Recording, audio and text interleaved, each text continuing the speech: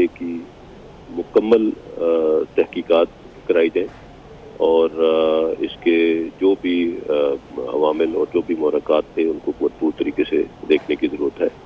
ہم سب جانتے ہیں کہ کل پرائم منسٹر صاحب نے صدر کینیا کے پریزیڈنٹ سے بھی بات کی اور حکومت پاکستان اور کینیا کی حکومت مسلسل رابطے میں بھی ہیں اور اس واقعے سے متعلق ڈیٹیلز موصول بھی ہو رہی ہیں، لیکن بہت ضروری ہے کہ اس کی مکمل تحقیقات کی جائے ہائیسٹ لیول پہ۔ آلدو کہ کینیا کی گورنمنٹ نے اور ان کی پولیس نے بڑا واضح طور پہ ایکسیپٹ کیا ہے یہ انسیڈنٹ جو ہوا ہے یہ ایک پولیس کی غلطی تھی، it was a case of mistaken identity, لیکن اس کے ساتھ ساتھ اس کے سرکمسٹانسز کے اوپر بہت سے سوال اٹھے ہیں جن کے اوپر ہمارا یہ خیال ہے کہ بہت ہائیسٹ لیول کی انکوائری ہونی چاہیے۔ ارشد شریف واقعے کی مکمل تحقیقات ہونی چاہیے۔ پاک فوج کا حکومت سے مطالبہ، کس نے ارشد کو ملک سے جانے پر مجبور کیا؟ ارشد باہر کیسے گئے اور اس دوران کہاں رہے؟ بغیر ثبوت الزام تراشی پر بھی کارروائی ہونی چاہیے۔ دیکھنا ہوگا واقعے سے کون فائدہ اٹھا رہا ہے۔ D G I S P R lieutenant general Babar Iftikhar کی 24 نیوز سے خصوصی گفتگو۔ کہا کینیا کی پولیس مان چکی کہ موت غلطی سے ہوئی، قیاس آرائیوں کے خاتمے کے لیے تحقیقات ضروری ہے۔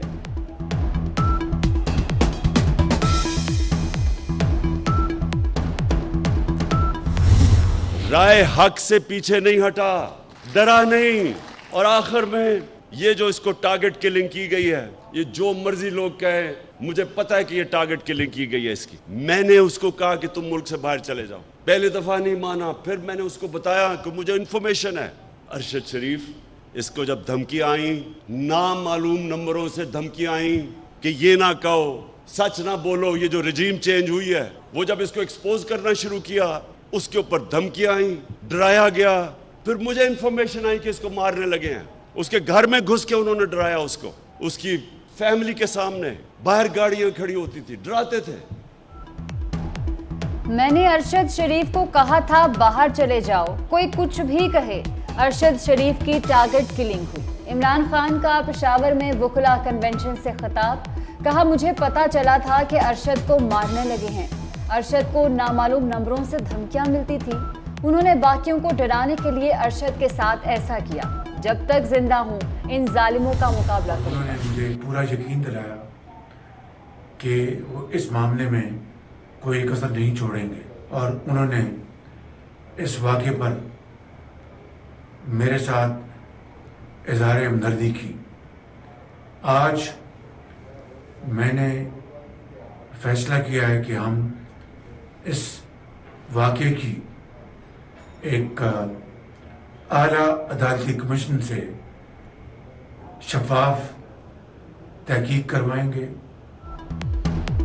ارشد شریف کیس کی تحقیقات عدالتی کمیشن کرے گا، وزیر اعظم شہباز شریف کا اعلان۔ کہتے ہیں اسلام آباد ہائی کورٹ کے جج کے لیے استدعا کریں گے، کابینہ سے بھی فیصلے کی توثیق کروائیں گے۔ قوم کو یقین دلاتا ہوں افسوسناک واقعے کی شفاف تحقیقات ہوں گی، واقعے کے حقائق سامنے لائے جائیں گے۔ میں نے فیصلہ کیا کہ جمعے کو لانگ مارچ میں اناؤنس کر رہا ہوں، لاہور سے میں شروع کر رہا ہوں، اور لبرٹی 11 بجے ہم وہاں جمع ہوں گے، اور ادھر سے پھر ہماری مارچ شروع ہوگی اسلام آباد کی طرف۔ میری ساری قوم کو کوئی شک و شبہ نہ ہو کہ اس کا مقصد کیا ہے۔ مجھے کہا گیا کہ جی آپ غیر ذمہ دار ہیں، دیکھیں جی ملک بڑی مشکل میں ہے۔ پی ٹی آئی سربراہ عمران خان کا جمعے سے لانگ مارچ شروع کرنے کا اعلان، کہتے ہیں کہ لبرٹی چوک سے اسلام آباد جائیں گے۔ لانگ مارچ سیاست سے بہت اوپر کی چیز ہے، کوئی شک میں نہ رہے، ملک بہت مشکل میں ہے۔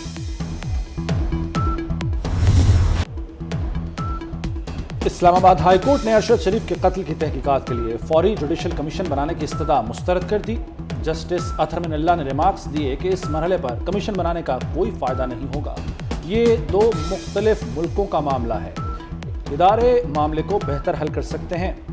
انکوائری پر صحافتی تنظیموں کو شامل رکھنے کی ہدایت۔ ارشد شریف کی میت آج رات اسلام آباد پہنچائے جانے کا امکان، تدفین جمعرات کو اسلام آباد میں ہوگی۔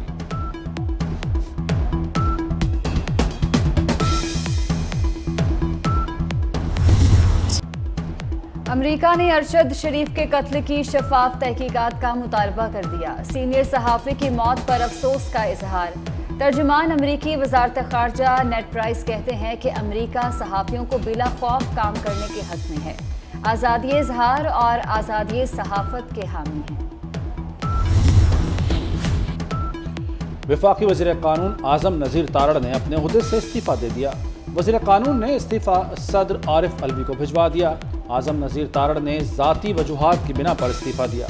وفاقی وزیر کی موجودگی میں آسما جہانگیر کانفرنس میں اداروں کے خلاف نعرے بازی ہوئی، جس پر اعظم نذیر تارڑ نے محتاط ٹویٹ بھی کیا تھا۔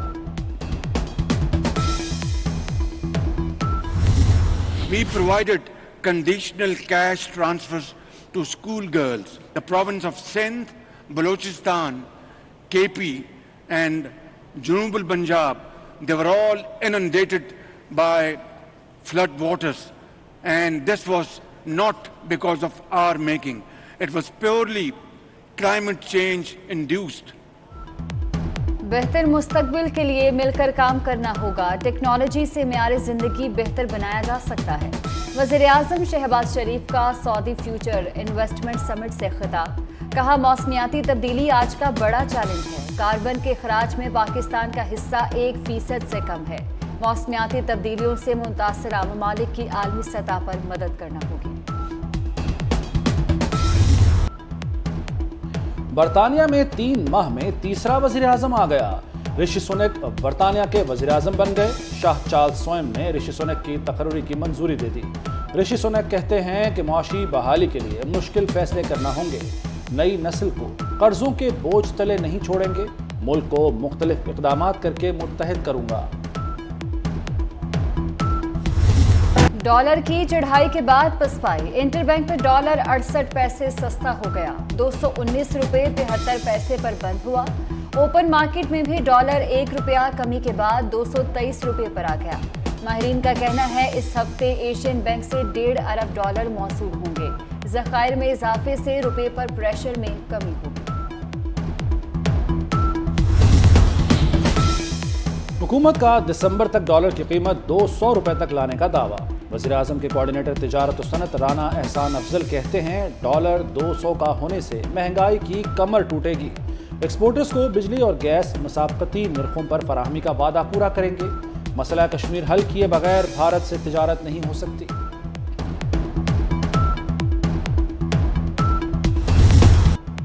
سیلاب متاثرین مزید مشکل میں پڑ گئے۔ تیزی سے بدلتے موسم میں کھلے آسمان تلے زندگی گزارنے پر مجبور۔ تھری میرواہ میں صورتحال ابتر، ہزاروں متاثرین بیماریوں میں مبتلا۔ تنگوانی میں ملیریا نے 3 سالہ بچی کی جان لے لی۔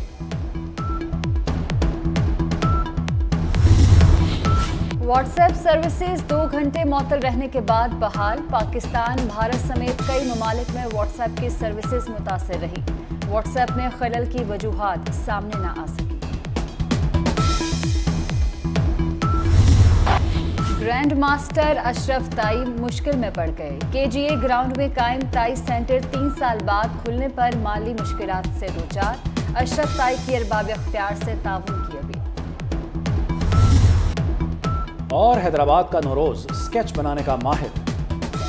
سلس اور شکستہ خط میں ان کا کام قابل دید، کہتا ہے قومی ہیروز کے اسکیچ بناتا ہوں تاکہ انہیں یاد رکھا جائے۔